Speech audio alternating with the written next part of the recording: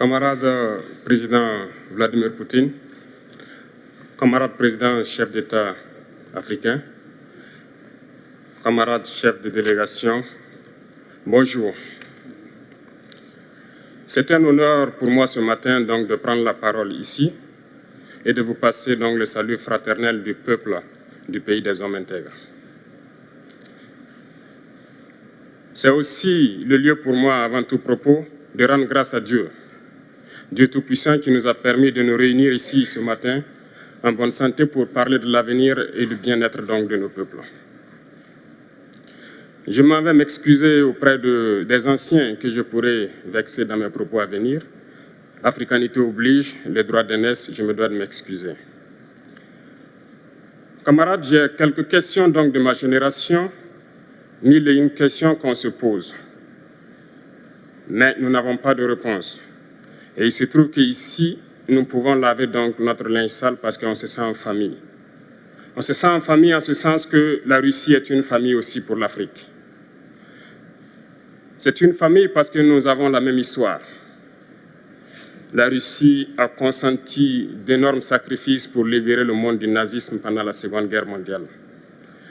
Les peuples africains, nos grands-pères, ont été déportés de force aussi pour aider l'Europe à se débarrasser du nazisme.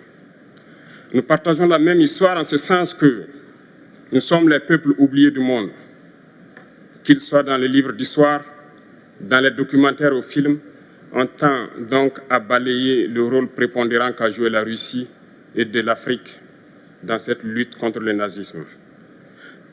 Nous sommes ensemble parce que, actuellement, nous sommes là pour parler de l'avenir de nos peuples,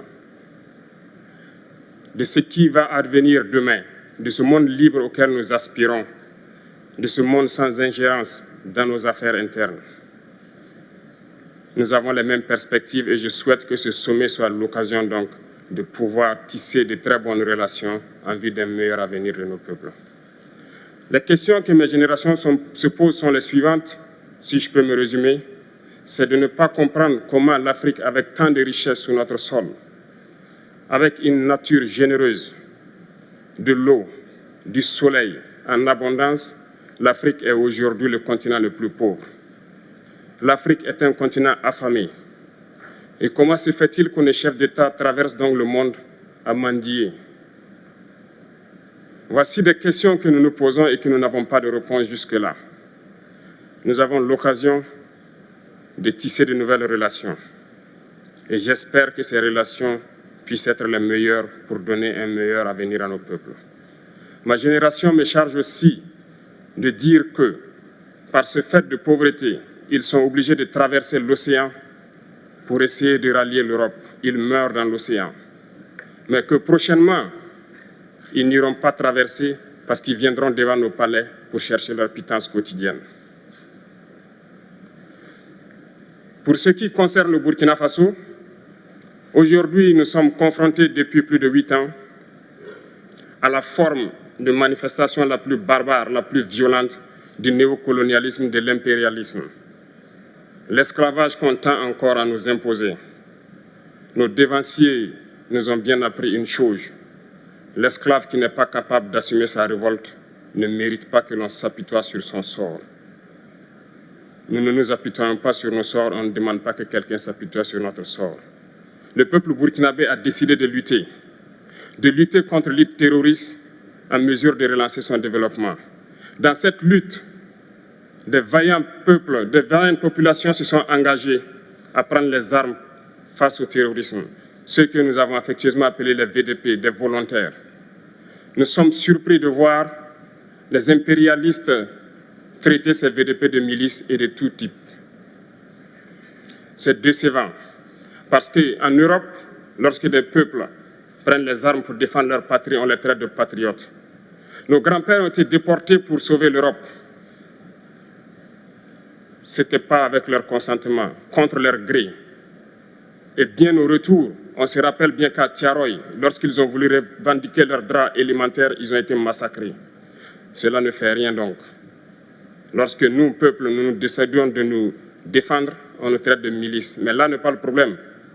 Ce qui est le problème, c'est de voir des chefs d'État africains qui n'apportent rien à ces peuples qui se battent, mais qui chantent la même chose que les impérialistes en nous traitant de milices, en nous traitant donc d'hommes qui ne respectent pas les droits de l'homme. De quels droits de l'homme parle-t-on? Nous nous offusquons contre cela et c'est honteux. Il faut que nous, chefs d'État africains, nous arrêtons de nous comporter donc en marionnettes qui dansent à chaque fois que les impérialistes tirent sur les ficelles. Hier, le président Vladimir Poutine a annoncé donc l'envoi de céréales en Afrique. Nous sommes bien contents. Nous lui disons merci pour cela. Mais aussi, c'est un message passé à nous, chefs d'État africains, parce qu'au prochain forum, nous ne devrons pas venir ici sans avoir assuré, pour ceux qui ne connaissent pas la guerre, l'autosuffisance alimentaire de nos peuples.